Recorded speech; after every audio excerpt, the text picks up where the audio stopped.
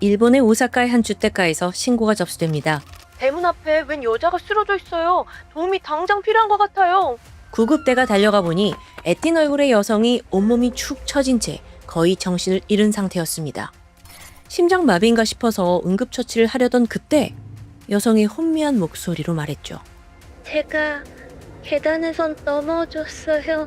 괜찮아요. 희미한 웃음까지 보였지만 누가 봐도 상태는 괜찮지 않았습니다. 곧바로 병원으로 이송됐고 치료가 시작되는데 다음날 자정, 그녀는 끝내 사망하고 말았죠. 피해자는 당시 17살이던 타시로 유리코였습니다. 오늘 사건의 전말은 뒤로 가면 갈수록 더 황당하실 겁니다. 가장 믿었던 사람의 배신, 그 전말을 알아볼까요? 안녕하세요. 전 세계 범죄 사건을 다루는 토요미스테리 디바제시카입니다. 병원에서 사망한 유리코. 그런데 죽기 전 그녀의 몸 상태는 단순한 낙상석으로 보기 매우 어려웠습니다. 이송됐을 당시엔 긴팔에 긴 바지를 입고 있어서 몰랐는데 병원에 와서 확인해 보니 전신에 걸쳐 무수한 흉터와 멍이 남아 있었죠. 심지어 군데군데 뼈가 골절되어 있었고요. 또 장기 내 출혈도 확인됩니다. 부검 결과 사인은 심장 타박상이었습니다. 쉽게 말해서 가슴 부위에 상당한 공격을 받았다는 거예요. 게다가 더 놀라운 건 사망 당시 그녀의 체중이 40kg. 17살 소녀의 정상 체중보다 훨씬 못 미치죠. 즉 이건 분명 누군가에게 폭행과 학대를 당했다는 건데요. 아니 근데 유리코는 왜 계단에서 넘어졌다라고 말했을까요? 여기서 베테랑 수사팀은 바로 감을 잡았죠. 아, 범인을 감춰주려는 거구나. 수사가 시작됩니다.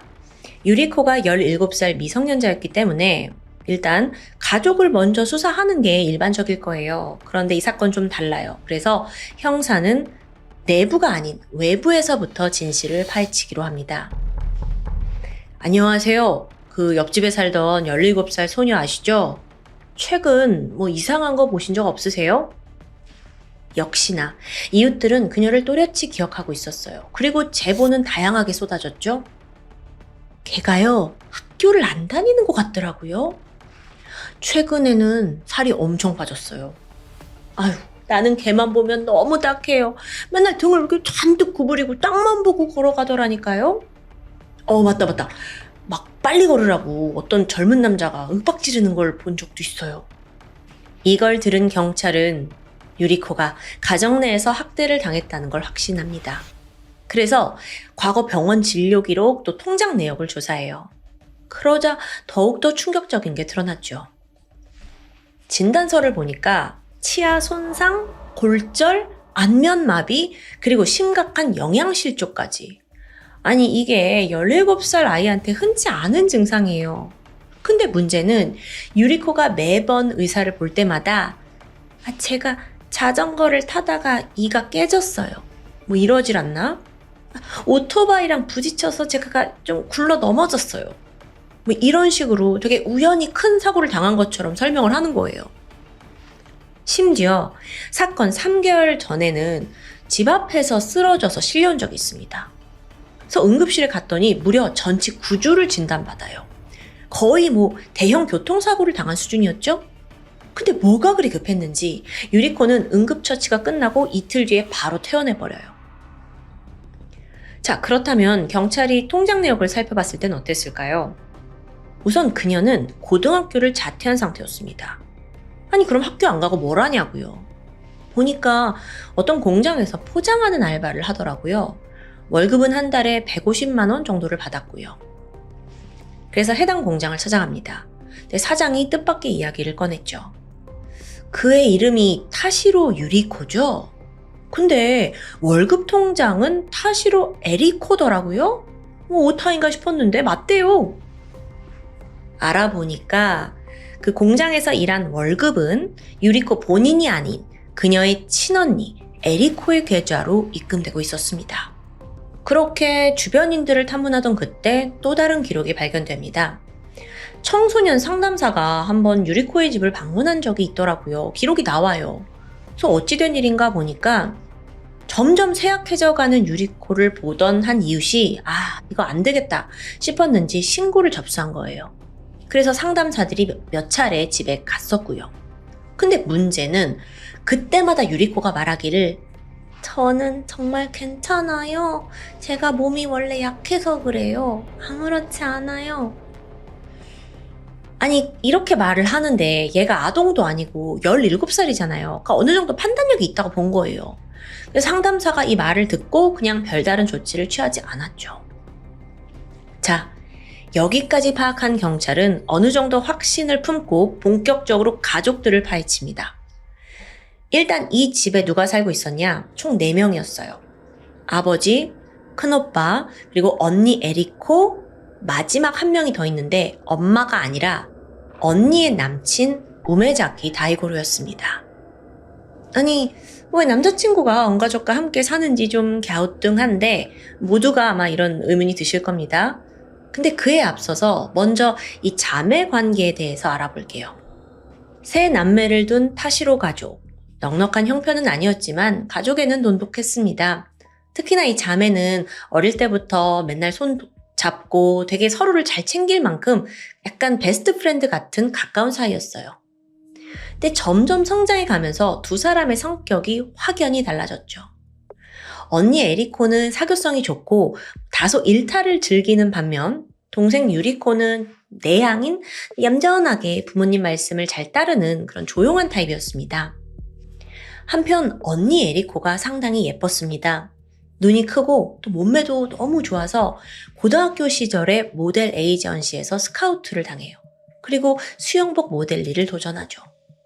소속사 내에서도 꽤나 인기가 좋았고요. 또 일도 열심히 하는 편이라 평판이 좋았습니다. 그러다가 에리코가 고등학교 3학년이던 그때 갑자기 저 다 그만둘래요 하고 통보를 하는 거예요, 소속사에. 근데 회사로서는 얘가 앞으로 꽤 크겠다라고 예상을 했기 때문에 왜 그러냐, 어떻게든 에리코를 붙잡으려고 했죠. 근데 얘가 너무 완강합니다. 그래서 관계자가 설득해서 이유라도 알자, 왜 그러냐 했더니 대답이 한마디였어요. 전 남자친구랑 동거하는 게 더 중요해요. 이러는 거예요. 알고 보니 얼마 전 그녀는 인터넷 데이트 사이트를 통해 남자친구 우메자키를 만났습니다. 그는 9살 연상, 즉 20대 후반의 남성이었어요. 에리코는 고3이고요. 이 두 사람의 감정이 빠르게 불타오르더니 금세 사귀어버렸는데 사실 우메자키란 사람이 좀 문제예요. 나이가 좀 찼는데도 직업이 없습니다. 그렇다고 금수저 절대 아니고요. 그 두 사람의 관계가 점점 이상하게 흘러가는데요. 어느덧 에리코가 학교를 안 나가기 시작한 거예요. 또 동시에 모델 일도 그만뒀죠. 그러니까 오로지 그냥 남자친구하고만 붙어 있는 겁니다. 이걸 지켜보던 부모는 너무 답답하고 또 걱정이 커지죠. 그러다가 얼마 후에 엄마는 딸이 만나는 남자가 어떤 상태인지 이제 알아냈고 나이도 많고 직업도 없고 빈둥빈둥거리고 여기에 크게 놀랍니다. 이 남자 때문에 내 딸이 다 망가지는구나 라고 싶어서 이제 격하게 교제를 반대해요. 근데 딸이 말을 전혀 듣지 않았죠. 그래서 이 타시로 집안에서는 엄마와 에리코의 다툼이 하루가 멀다 하고 지속됐어요. 그 수위도 점점 거칠어졌고요. 그러던 어느 날 엄마가 뭔데? 왜 못 만나게 하는 건데? 에리코가 급기야 엄마에게 폭력을 행사합니다. 이런 불효녀가 어딨어. 이게 한두 번이 아니었던 것 같아요. 결국 참다 못한 엄마가 2008년 나는 모든 게 지겹다, 모든 걸 포기하고 싶다 라면서 집을 나가버렸죠. 그 옮긴 집이 본가와 아주 멀진 않았대요. 근데 그 이후에 교류는 거의 하지 않았고요. 이때부터 타시로 가족의 구성원이 다소 이상하게 변하게 되는데요. 아버지, 큰오빠, 막내 유리코가 남아있는 집, 여기에 에리코가, 그러니까 언니가 자기 남자친구를 데려와서 같이 살기 시작해요. 원래는 에리코가 고등학교를 졸업하고 나서 나는 우메자키랑 나가서 동거를 하겠다 했어요. 근데 그 과정에 뭐 문제가 생기면서 그냥 눌러 앉아버린 거예요. 참. 근데 이 남자도 오죽 갈 데가 없었나 싶어요. 아니 여친의 온 가족과 동거하는 게 이게 쉽냐고요. 그런데 문제는 그때부터였습니다. 외부인이 들어온 직후부터 막내 유리코의 모습이 눈에 띄게 변하기 시작합니다. 당시 유리코는 겨우 중학교 3학년이었습니다. 근데 어느 날부터 담임 선생님이 얘의 얼굴과 팔, 다리 곳곳에 멍이 있는 걸 발견하게 돼요. 그래서 너 왜 자꾸 이렇게 상처가 생기니? 물었는데 그러니까 유리코는 결코 입을 열지 않는 거예요. 그냥 좀 다쳤대. 급기야 고등학교에 진학해서는 입학한 지 며칠 안 돼서 자퇴서를 제출합니다. 적응이 너무 힘들다는 이유였고요. 이때쯤 친했던 친구들한테도 문자를 보내는데 우리 절교하자. 너는 좋은 친구가 아닌 것 같아. 이 상황을 보면 마치 유리코는 학교 친구들로부터 멀어지고 싶어 하는 듯 보여요. 사실 친구들과의 관계는 예전부터 조금씩 멀어지고 있었대요. 또 동시에 살도 너무 많이 빠졌고요. 그래서 유리코는 사실 워낙 이런 저런 일들이 있는데 친구들한테든 선생님한테는 말을 안 하니까 친구들이 쟤는 마음의 벽을 닫았구나 싶어서 좀 거리를 둔 거죠. 저는 그렇게 이해하고 싶어요. 어쨌든 외톨이가 된 유리코는 이제 학교가 아니라 공장으로 출근을 합니다. 그리고 앞서 받은 월급은 전부 언니 통장으로 입금되고 있었죠? 그럼 이쯤에서 집에서 가장 유리코를 학대했던 게 누구라고 생각하세요? 놀랍게도 친언니 에리코 그리고 남자친구 우메자키였습니다. 모델 일을 그만두고 나서 에리코는 돈이 없어요. 당연하죠. 또 우메자키 역시 무직이라 돈이 없고요. 일을 할 생각도 없습니다. 그래서 이 둘이 본인들 대신 유리코를 희생시키기 시작해요. 야, 너 학교 그만두고 당장 나가서 돈 벌어와. 근데 얘를 이렇게 자기 맘대로 하는 게 쉬운 일은 아니잖아요. 그래서 에리코와 남친이 동생을 완전히 자기 덫으로 끌어들이려고 고립을 시킵니다. 사회로부터. 학교 못 가게 하고 핸드폰 빼앗고 친구들과 다 절교시키고 이런 걸 소위 이제 가스라이팅이라고 하잖아요. 그 이상의 범주를 지금 넘어가고 있는 거죠. 동생을 잘 다루기 위해서는 반항도 못할 정도로 아주 약하게 만들어야 돼요. 그래서 밥을 주지 않아요. 그렇게 유리코가 앙상하게 마르게 된 거죠. 근데 얘가 좀 반항도 하고 그러면 좋았을 텐데 좀 언니와 또 9살 연상이나 된 언니의 남친을 무서워했겠죠. 그러니까 말을 그냥 들은 거예요. 자, 그럼 그 다음은 어떤 일이 벌어졌을까요? 무자비한 폭언과 폭행이 이어졌습니다. 같은 집에 분명 아버지와 큰오빠가 함께 살고 있었죠? 근데 다들 자기 삶에 바빴나 봐요. 그래서 이 집에는 대부분 에리코, 남자친구, 그리고 유리코 뿐이었어요. 조금이라도 언니와 남친의 비위를 거스른 날에는 매질과 욕설이 쏟아졌습니다. 한 번은요, 말을 잘 안 듣는다면서 머리 일부를 밀어버린 적도 있대요. 또한 아버지 통장 가져가서 너 몰래 돈 뽑아와 이런 걸 시키기도 하고요. 그럼 그렇게 챙긴 돈, 월급 가지고 이 두 사람 뭐하냐? 게임 아이템을 사거나 나가서 술을 마시는데 탕진해버립니다. 어느덧 폭행의 강도가 점점 올라갑니다. 처음에는 그냥 얼굴에 멍이 남을 정도였는데 갈수록 치아 부러져, 갈비뼈 금이가, 또 애가 하도 맞아서 안면 마비 증세를 보여요. 동시에 유리코는 거식증에 걸린 사람처럼 말라갔고 또 등이 이렇게 새우처럼 구부정해졌습니다. 그렇다 보니 이웃들이 얘를 볼 때마다 쟤 왜 저러지? 왜 저러지? 심지어 이걸 좀 가리려는 듯 맨날 긴팔 입고 모자, 마스크로 칭칭 감싸고 다녔대요. 그야말로 유리코는 지옥 같은 일상을 견뎌내고 있던 거죠. 앞서 이웃들이 신고를 해서 청소년 상담을 나온 적이 있다고 했잖아요. 이때 유리코가 나는 한사코 괜찮다라고 했죠. 근데 직원들이 그냥 돌아간 것만은 아니에요. 그녀를 따로 분리해서 너 혹시 이 집을 나와서 어떤 다른 시설에서 임시 보호를 받아야 하는 거냐? 솔직히 말해달라 라고 했어요. 근데 에리코는 이 역시 거절합니다. 이쯤 되니까 도대체 왜 그렇게까지 아무한테도 말 안 하고 도움의 손길을 거절했는지 궁금해져요. 추정컨대, 아니요, 당연할 수도 있어요. 언니와 남자친구에게 계속 가스라이팅 당했고 또 두려움이 크겠죠. 또 동시에 버젓이 자기 아버지, 오빠와 살아오고 있던 집을 떠나서 자기 혼자 다른 데 가서 산다는 게 17살 소녀한테 쉬운 일이냐고요. 어쩌면 정상적인 판단이 쉽지 않았을 것으로 보입니다. 아니 그럼 이 집에 사는 가족들 외에 유리코를 챙길 수 있는 사람 있지 않나요? 집 나간 엄마요. 엄마는 뭘 했을까요? 앞서 사건 3개월 전에 유리코가 전치 구주를 받고 이제 병원에 있을 때 있잖아요. 그때 엄마가 딸을 방문한 적이 있어요. 근데 이 엄마가 결코 강한 사람이 아니었습니다. 집을 나오기 전에 큰딸에게 폭행을 당한 게 상당한 트라우마였고요. 또 그 이후에 아예 마주하고 싶지 않아 했죠. 물론 엄마가 자기가 나간 후에 이 집에서 자매들끼리 무슨 일이 있었는지 다 알고 있었는가, 그걸 방관했는가, 이 부분은 정확히 알려지지 않았습니다. 근데 그저 딸이 괜찮다는 말에 아무 행동도 하지 않은 건 사실이에요. 아니 그럼 그때 그 3개월 전에 유리코는 어쩌다 전치 구주를 받은 걸까? 예상대로 언니의 폭행이었습니다. 심지어요, 이 언니 에리코가 본인만의 무기가 있어요. 이게 철제 너클입니다. 이걸 손가락에 끼고 동생이 기절할 때까지 때린 거예요. 그러다 지치면요, 뭐 옆에 보이는 거 다 접이식 의자를 이용해서 동생을 내리친 적도 있어요. 제가 이쯤 되니까 도대체 왜? 동생이 지금 학교도 그만두고 돈 다 벌어오고 하란 대로 하잖아. 말 잘 듣잖아. 근데 왜 자꾸 때려? 이 부분은 저에게는 미스테리입니다.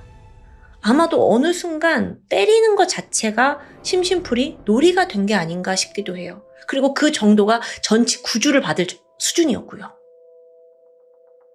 근데 어차피 에리코도 남자친구 우메자키도 폭행의 이유가 정당하고 구체적이었던 적은 없습니다. 유리코가 사망한 그날까지도요. 사건 당일인 2010년 9월 11일, 이날 유리코는 유난히 몸 상태가 좋지 않았습니다. 그래서 조심스럽게 언니한테 말해요. 언니, 내가 오늘 좀... 말을 끝까지 듣지도 않고 에리코가 불같이 화를 냈죠. 인연이 어디서 꾀병이야? 너 뭐 그래서 일 못 간다는 거야? 돈 안 벌었다는 거야? 아니 사실 유리코의 몸 상태가 정상일 리가 있어요? 지난번 병원 실려가서도 치료 안 받고 그냥 나왔는데? 근데 언니라는 이 에리코가 이걸 받아들이질 않아요. 그냥 거짓말한다고 여겼고 이때부터 광기 섞인 폭행이 시작됩니다. 그리고 옆에 있던 남자친구 우메자키도 거들었고요. 에리코가 눈에 보이는 대로 나무 의자를 집어서 막 휘둘렀는데 때리다 보니까 이게 부러진 거예요. 그러자 우메자키가 야야야 이걸로 해. 너클을 챙겨서 건넵니다. 또다시 폭행이 이어졌죠. 아니 자기 동생을 너클을 끼고 때리는 언니가 어딨냐고. 결국 유리코는 만신창이가 돼요. 죽을 것 같은 고통이었죠. 그러다 잠시 이 두 사람이 경계를 푼 사이에 유리코가 겨우 몸을 이끌고 집 밖으로 나갑니다. 자기 딴에는 잠깐 피해 있는 거다라고 생각했던 것 같아요. 그런데 대문을 열고 나서자마자 쓰러진 거예요. 그래서 그걸 발견한 이웃이 신고를 했죠? 그리고 잠시 후 구급대원에게 그녀가 뭐라고 했는지 기억하시죠? 계단에서 넘어져서 다쳤어요. 그녀는 죽어가는 순간에도 진실을 말하지 않았습니다. 전 이걸 두 가지로 해석할 수 있다고 생각해요. 우선 언니와 우메자키에게 당한 그 통제 때문에 절대 폭행받은 사실을 말하면 안 된다는 세뇌, 이 세뇌 때문. 그게 아니라면 내가 진실을 말하면 나의 가족인 언니가 잡혀간다는 두려움이겠죠. 저는 그게 후자였다면 더 가슴이 아파요. 사건 발생 2달 만에 경찰이 모든 진실을 밝혀냈습니다. 그리고 드디어 21살이던 타시로 에리코와 그녀의 남자친구 30살의 우메자키가 체포됐죠. 머지않아 정의가 실현될 줄 알았거든요? 근데 정작 이 사람들이 강하게 부인합니다. 막내 유리코가 워낙 말을 안 듣고 또 엄마가 안 계시다 보니까 언니인 자기가 대신 훈육을 한 거래요. 그래서 폭행한 적은 있지만 살인? 그녀의 죽음과는 자기는 아무 관련이 없다라는 이야기죠. 그나마 여기서 다행인 건 사실 수사 초기부터 경찰들이 주민들 탐문했고 학교 선생님 만났고 병원 기록 찾아냈고 통장 내역도 있고 그러니까 이 범인들의 만행을 밝혀낼 만한 자세한 증거와 증인들 모두 확보해둔 상태였습니다. 그러니까 아무리 이렇게 부인해도 소용없어요. 끝내 두 사람은 지난 2년간 유리코를 노예처럼 부렸고 폭행과 폭언을 했다는 걸 자백합니다. 근데 여기서 살인 혐의까지 씌우는 건 사실상 쉽지 않아요. 결국 검찰은 이들을 상해치사 혐의로 기소했고요. 2012년 3월 재판이 열렸습니다. 이때부터 아주 재미있는 현상이 벌어지죠. 에리코와 우메자키 이 두 사람이 서로를 주범으로 지목한 거예요. 아, 저 언니 에리코가 먼저 시작한 거다. 아니다. 남친이 하라고 해서 난 한 거다. 그러니까 이 둘 다 뭐 반성과 후회보다는 자기 살 길만 찾는 거죠. 이 모든 걸 지켜본 재판부는 결국 에리코에게 징역 13년, 우메자키에게 징역 14년을 선고합니다. 사실 이들의 혐의가 상해치사인 걸 감안하면 이게 결코 일본에서 적은 형량은 아니라고 해요.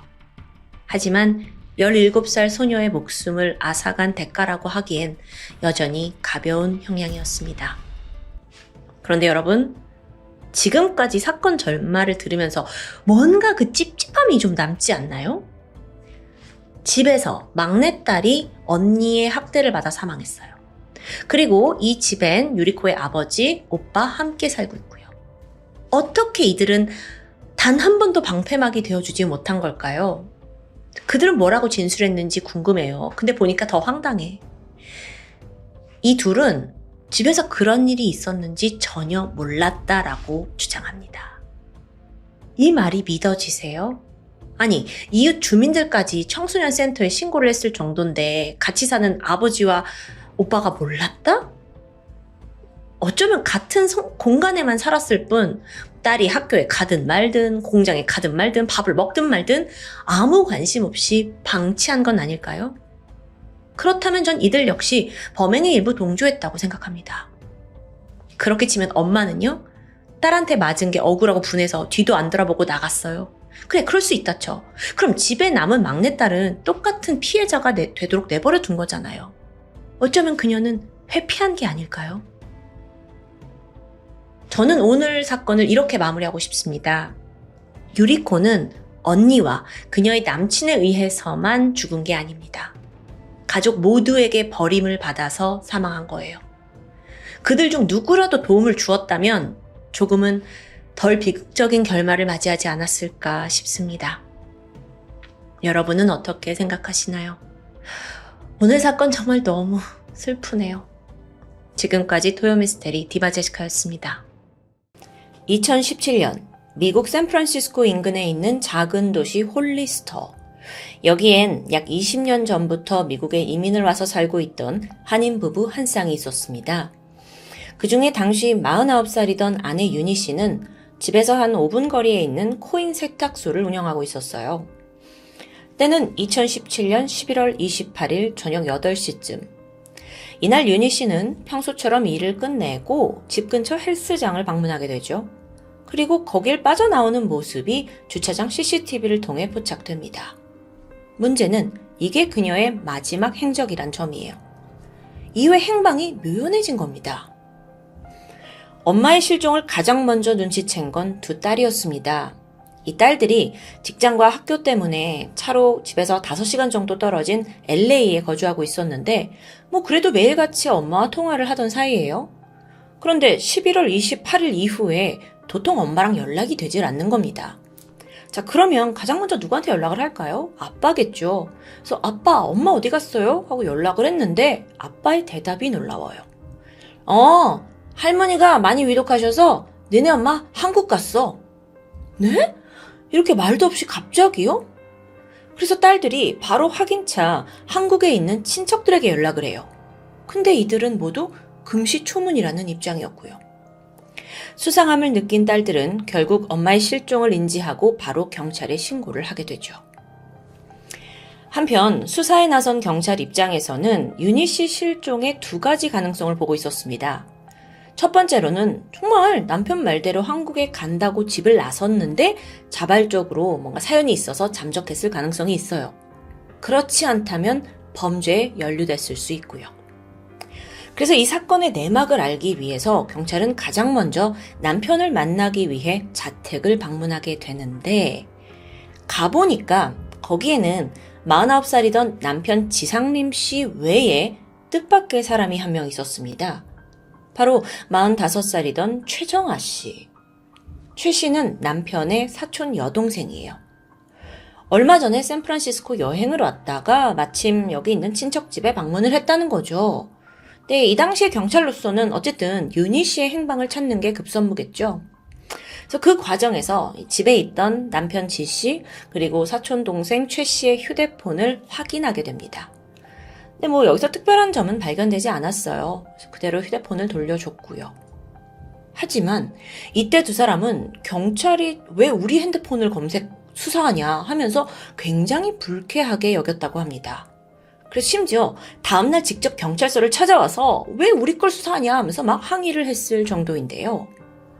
근데 이걸 보고 있던 수사관은 좀 갸우뚱했죠. 아니, 가족이 지금 실종된 상황이잖아요. 근데 휴대폰을 좀 봤다고 이렇게 화를 낸다? 이게 너무도 부자연스러웠던 겁니다. 게다가 이 두 사람은 윤희 씨 실종 수사에 별다른 다급함이나 또 뭐 추가적인 궁금증도 없어 보였고요. 그럼 설마? 며칠 후 경찰은 수색 영장을 가지고 다시 한번 지 씨 자택을 방문하게 돼요.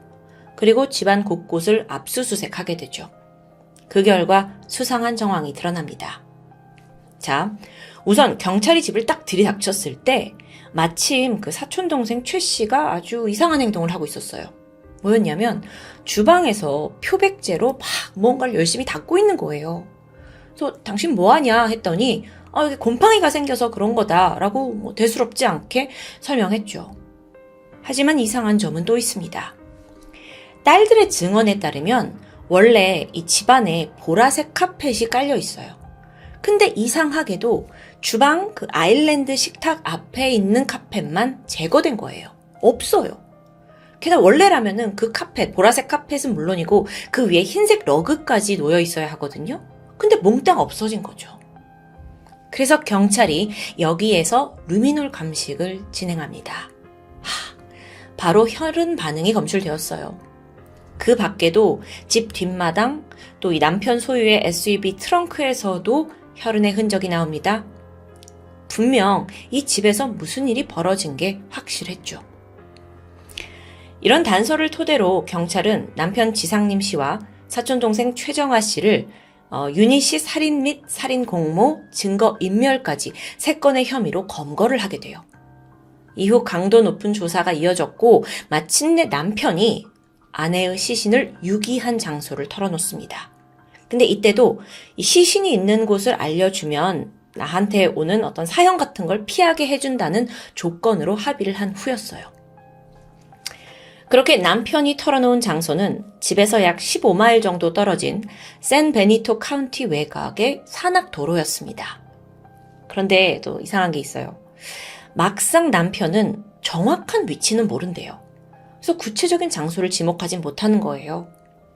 결국 인근에 이 수색견 또 인력이 많이 동원이 돼서 도로와 협곡까지 샅샅이 뒤졌고요. 드디어 사건이 발생한 지 3주 만인 2017년 12월 20일 그 협곡에 있는 한 나무 아래에서 동양인 여성의 시신이 발견됩니다. 구덩이에 몸이 파묻혀 있는 상태였고 속옷 차림으로 엎드린 모습이었는데 두 다리가 뒤쪽으로 접혀 있었죠. 시신의 신원을 확인해 보니 실종된 윤희 씨였습니다. 부검 결과 사인은 둔기에 의한 외상입니다. 특히나 머리 부분에 강한 충격을 여러 번 받은 것으로 드러났어요. 이게 어느 정도로 강했냐면 뇌까지 손상이 됐을 정도인데요. 그러니까 정말 이 상태만 봤을 때는 무차별적인 폭행을 당한 정황인 거죠. 그 밖에도 어깨, 팔, 갈비뼈 등등에서 심각한 외상도 나왔고요. 뿐만 아니라 그 집에서 사라졌던 러그, 카펫 조각들도 근처에서 발견됩니다. 거기에 혈흔이 묻어 있었는데 윤희 씨 것과 일치했고요. 자, 이렇게 시신과 이 시신을 여기에 유기했다라는 증거까지 다 나오게 되면서 사건이 빠르게 해결되는 듯 보입니다. 남편 지 씨, 그리고 그의 사촌 여동생 최 씨가 어떤 이유로 공모를 해서 윤희 씨를 살해한 정황이겠죠. 그런데 여기서 문제가 발생해요. 지 씨와 최 씨가 서로를 범인이라고 지목하면서 정작 자기는 결백하다고 주장했기 때문입니다. 자, 먼저 남편 지 씨의 주장을 좀 들어볼까요? 그 사건이 있던 11월 28일, 그날 남편은 한국에서 온 사촌 여동생 최 씨를 직접 공항에 나가서 픽업했습니다. 그리고 집으로 데려왔죠. 저녁이 되어서 아내가 집으로 돌아왔는데 아내가 불같이 화를 내기 시작합니다. 그게 왜 그랬냐면 사촌 동생이 온다는 걸 남편이 전혀 아내에게 알리지 않았기 때문이에요. 그러니까 화를 낼 만하죠. 그렇게 남편과 아내 간의 말다툼이 시작되는데 순간 공포스러운 상황이 벌어집니다. 남편의 주장에 의하면요. 사촌 동생 최 씨가 뒤에서 소프트볼 방망이를 들고 나타나더니 냅다 윤희 씨 뒤통수를 내리치는 겁니다. 그 후로도 계속해서 방망이를 휘둘렀고요. 그래서 이걸 보고 있던 남편에 따르면 너무도 갑작스러운 상황에 자기도 위협을 느껴서 뒷마당으로 도망을 쳤대요. 그리고 잠시 후에 상황이 좀 진정된 후에 남편 지 씨는 사촌 여동생의 명령에 따라 순순히 시신을 캐리어에 옮겼어요. 그리고 다음 날 사촌 여동생이 홀로 이 캐리어를 가지고 가서 협곡에 유기를 했다는 증언입니다. 그래서 자기는 어디에 유기됐는지 몰랐다고 말한 거예요.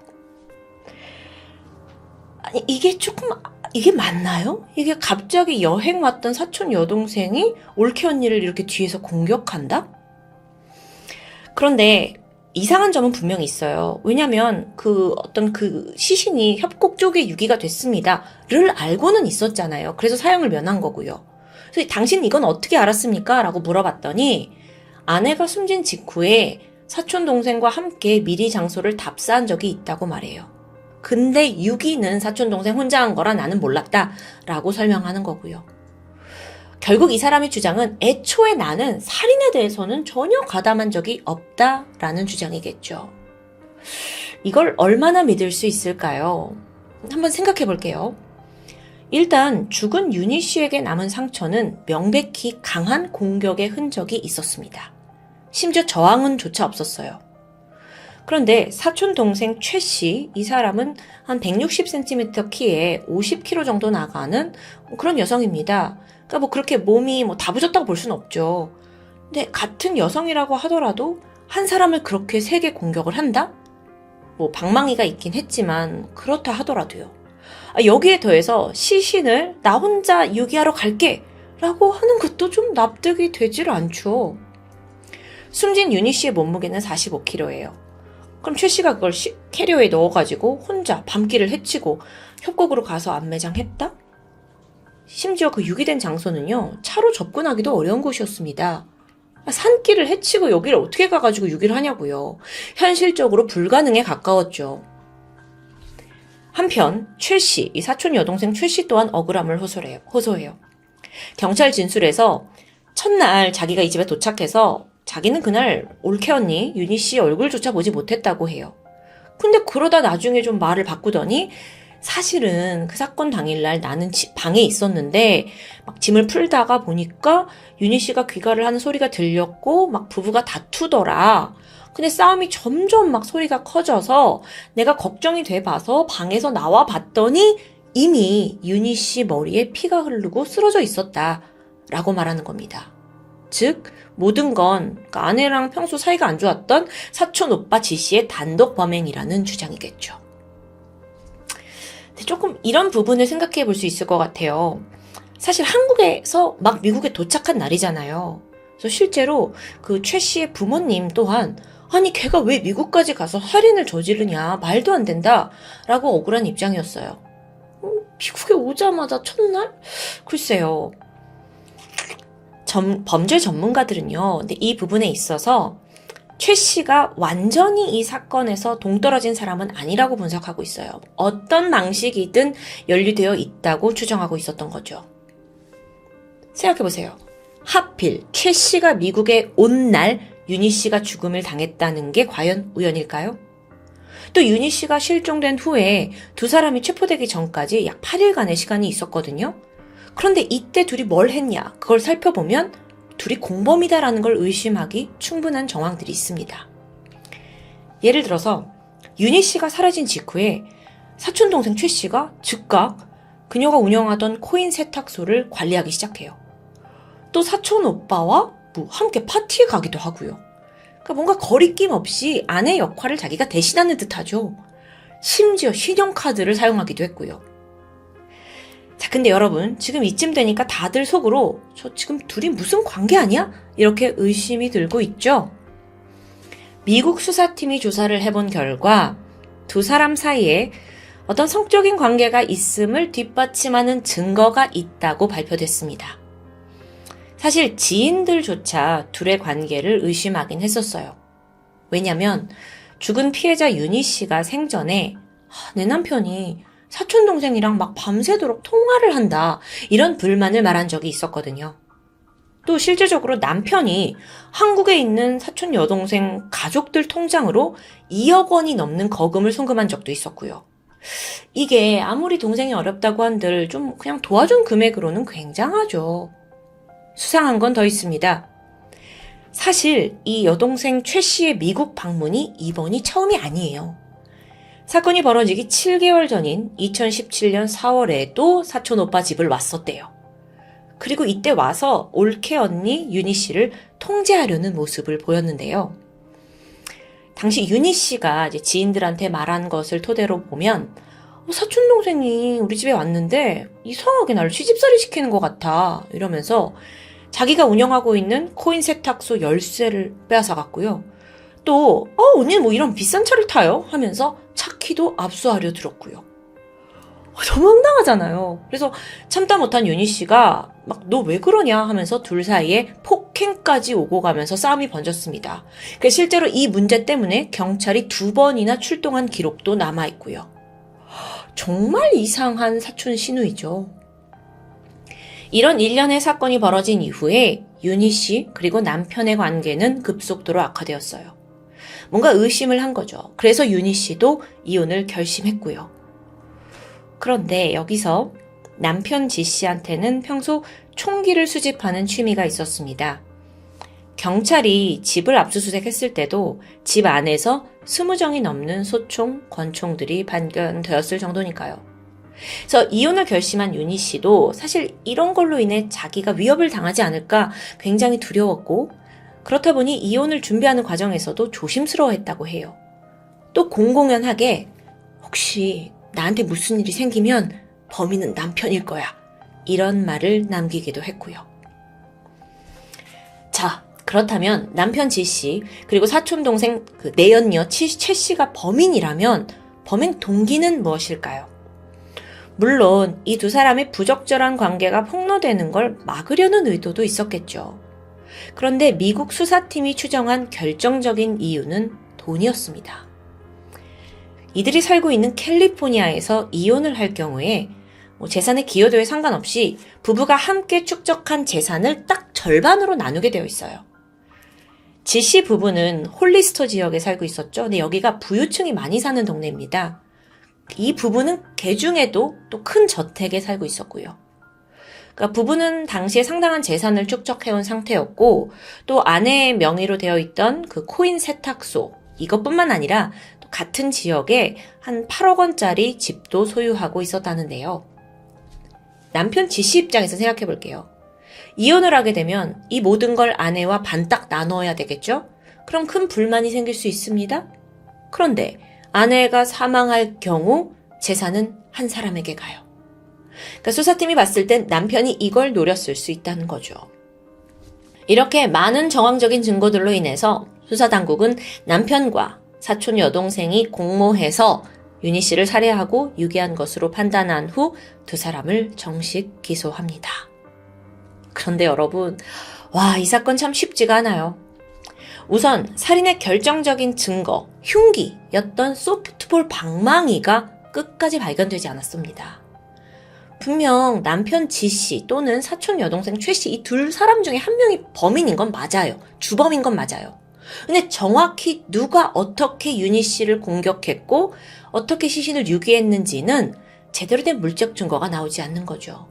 그래서 사실 이로 인해서 최악의 경우는 증거 불충분으로 두 사람이 풀려날 상황이 생기는 것도 우려가 되던 그런 와중입니다. 한편 남편 지 씨는 수감된 와중에도 어떻게든 빠져나갈 궁리를 했다고 해요. 자기가 직접 사건 조서를 꼼꼼히 살피고 선임된 변호사 대신에 본인이 직접 진술을 하기도 했고요. 근데 또 영어를 이제 20년 동안 이민 생활을 하셨으니까 뭐 잘했겠죠. 근데도 불구하고 언어적 문제가 있다면서 재판 기일을 자꾸 미루는 모습을 보입니다. 이게 분명 재판에서 그렇게 곱게 보이지만은 않았을 것 같아요. 자, 드디어 D-Day. 지난 2020년 3월 마침내 법의 심판이 내려졌습니다. 1급 살인죄로 기소된 남편 지상림 씨는 유죄를 판결받습니다. 즉, 남편이 아내를 공격해서 살해한 것으로 판단이 된 거죠. 이로써 그는 최소 2042년까지 가석방 없는 징역 25년형을 선고받게 되죠. 이어서 2020년 7월 각각 재판이 이루어진 거예요. 최 씨의 재판이 진행되는데 그 사이에 최 씨는 검사 측과 나의 범죄 혐의에 대해서 우발적인 살인을 인정하는 것으로 합의를 하게 됩니다. 이전까지 나는 완전히 관련 없다, 무죄다라고 주장했던 것과는 좀 다른 모습이죠. 여기에 대해서 지방검사는 아마도 이 계획 살인을 했다는 것에 따른 형량의 부담이 있었을 거다. 그래서 이렇게 합의를 한 것으로 보고 있습니다. 그 결과 최정아 씨는 최종적으로 징역 11년형을 선고받게 돼요. 근데 이 사람은 이제 한국인 신분이잖아요. 그래서 미국에서 11년간 감옥 생활을 한 후에 출소하면 한국으로 강제 추방될 예정입니다. 자, 이렇게 두 공범의 판결이 마무리되었죠. 아주 어렵고 길고 긴 재판이었습니다. 사망한 윤희 씨, 그녀는 누구보다 성실하게 살아오던 두 딸의 엄마입니다. 코인 세탁소를 운영하기 전에는 식당에서 종업원으로 일하기도 했고 낯선 미국 땅에서 오로지 가족을 위해 열심히 살아왔었죠. 그런 엄마를 잃게 된 딸들의 고통을 우리가 쉽게 헤아릴 수는 없을 것 같은데요.